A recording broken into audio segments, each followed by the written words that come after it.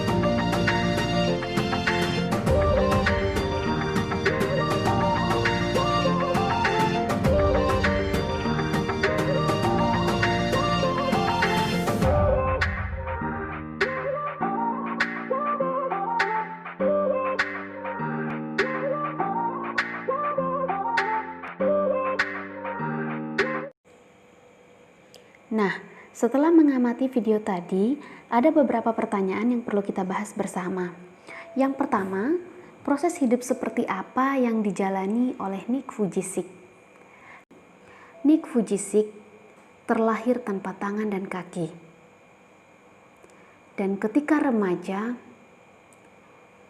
Nick Vujicic mempunyai pengalaman yang tidak mengenakan. Karena keterbatasan fisiknya, ia sering dibully, dan dari pengalaman ini membuat Nick Vujicic mengalami depresi dan juga frustasi. Namun meskipun demikian, ia sadar bahwa ia tidak akan menyakiti orang-orang yang ia cintai. Sehingga pada akhirnya ia pun mulai belajar untuk menerima keadaan dirinya dan berjanji pada dirinya bahwa ia hanya akan melakukan hal-hal yang positif. Pada akhirnya, kesadaran Nick Vujicic tidak hanya berhenti sampai pada penerimaan diri akan keadaannya. Ia menyadari bahwa ia juga perlu untuk menjadi inspirasi bagi banyak orang.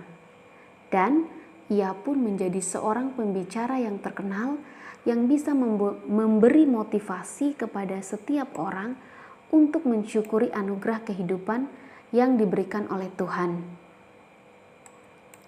Dan mengapa Nick dapat bersyukur atas hidupnya? Nick bersyukur karena ia telah menemukan kehendak Tuhan pada dirinya. Dia ingin agar hidupnya berarti dan berguna tidak hanya bagi dirinya sendiri, tetapi juga bagi orang banyak. Dan Nick Vujicic kini menjadi seorang motivator yang sangat terkenal yang memberi inspirasi kepada setiap orang agar mampu menerima diri dan mensyukuri serta menemukan apa yang menjadi kehendak Tuhan di dalam hidup setiap pribadi. Menyaksikan video dan membahas sekilas tentang kehidupan Nick Vujicic, sekarang kita akan melihat dari terang kitab suci tentang ke-10 orang kusta. Kita buka Injil Lukas bab 17 ayat 11 sampai dengan 17. Setelah kita membaca bacaan Injil tersebut, kita akan menjawab beberapa pertanyaan berkaitan dengan bacaan yang sudah kita baca. Dari situ kita dapat melihat bahwa tidak semua orang dapat bersyukur atas peristiwa hidup yang dialami. Dari antara 10 orang kusta yang telah disembuhkan oleh Yesus, ternyata hanya ada 1 orang yang bersyukur dan datang kembali kepada Yesus. Siapakah orang itu? Adalah orang Samaria. Orang Samaria berbeda dengan 9 orang yang lainnya, yang mana mereka itu adalah orang-orang Yahudi. Bagi orang Yahudi, orang Samaria dianggap sebagai orang kafir atau orang yang tidak beriman. Mengapa mereka mempunyai pandangan demikian? Karena mereka, yakni orang-orang Samaria, mempunyai kebiasaan yang berbeda dengan orang-orang Yahudi pada umumnya. Justru dari bacaan ini tadi, orang yang dianggap oleh orang-orang Yahudi sebagai orang kafir, justru yang datang untuk bersyukur dan berterima kasih kepada Tuhan atas peristiwa kesembuhan yang dialami. Rasa syukur dapat kita ungkapkan yang pertama melalui doa pribadi. Yang kedua, dapat kita ungkapkan melalui doa bersama, baik itu dalam ibadat maupun dalam perayaan Ekaristi. Rasa syukur juga perlu kita wujudkan dalam tindakan nyata kehidupan kita sehari-hari. Misalnya, yang pertama, menolong teman yang sedang mengalami kesulitan. Setiap orang dalam hidup pasti pernah mengalami kesulitan, dan orang yang mengalami kesulitan sangat mengharapkan bantuan ataupun pertolongan dari orang-orang yang ia jumpai atau yang ia kenal. Nah, maka kita dapat mengungkapkan rasa syukur kita salah satunya dengan cara menolong teman yang sedang mengalami kesulitan. Lalu yang kedua, menjaga kesehatan tubuh.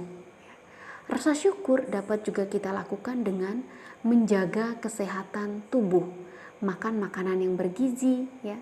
Makan makanan yang memberikan kesehatan untuk tubuh kita dengan tujuan agar tubuh kita tetap sehat dan bugar.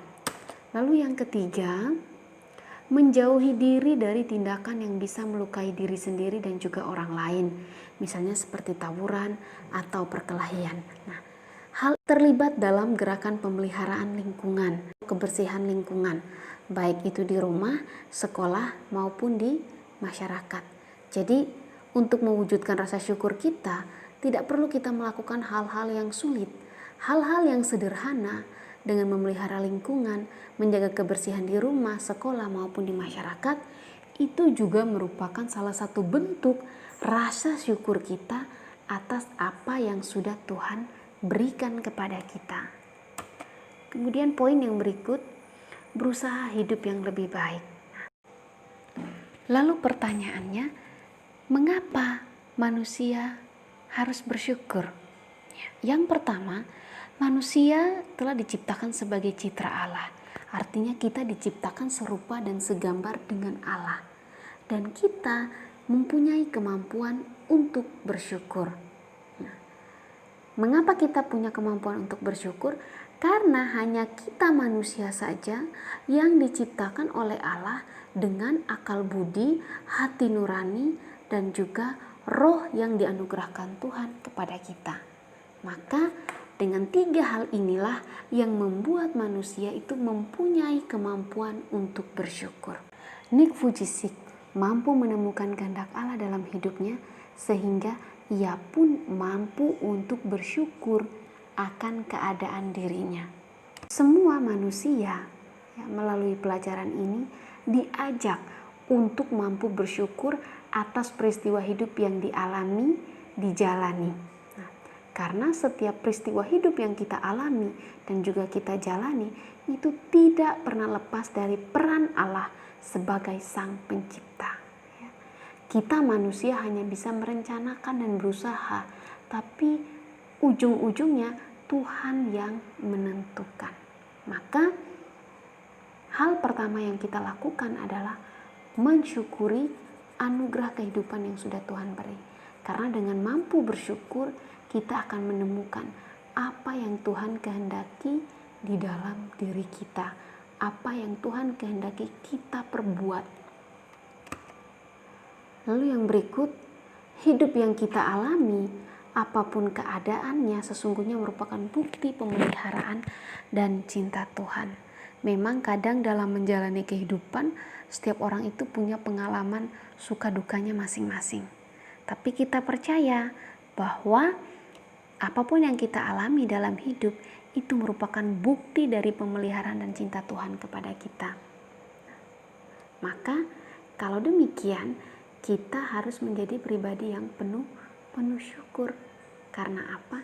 Karena kita adalah ciptaan Tuhan dan kita diberikan kemampuan untuk mampu mensyukuri apapun yang Tuhan beri.